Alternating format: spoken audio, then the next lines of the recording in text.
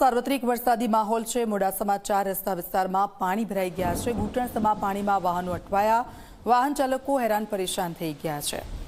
અરવલ્લીમાં સતત વરસાદ, મોડાસા 4 રસ્તા પાસે વરસાદી જે દ્રશ્યો સામે આવ્યા છે ને તેના કારણે રોડ રસ્તા બ્લોક થઈ ગયા હતા, પાણીમાં ગરકાવ હતા અને કેટલાક લોકો જેમના વ્હીકલ બંધ પડ્યા હતા ધક્કો મારીને અહીંયાથી લઈ ગયા પોતાના ઘરે, પણ આ વરસાદે વાહન ચાલકોને સતત હેરાન પરેશાન કર્યા છે।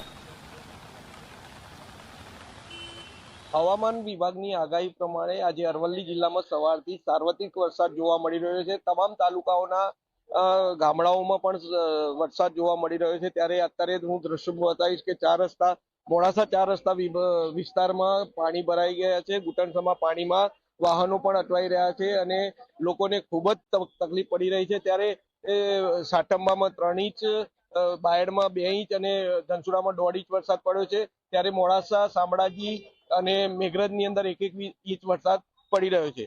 આજે તમામ અરવલ્લી જિલ્લાના તાલુકાઓમાં સાર્વત્રિક વરસાદ જોવા મળી રહ્યો છે। અમિત ઉપાધ્યાય, જી મીડિયા, અરવલ્લી। મહેસાણા કડીમાં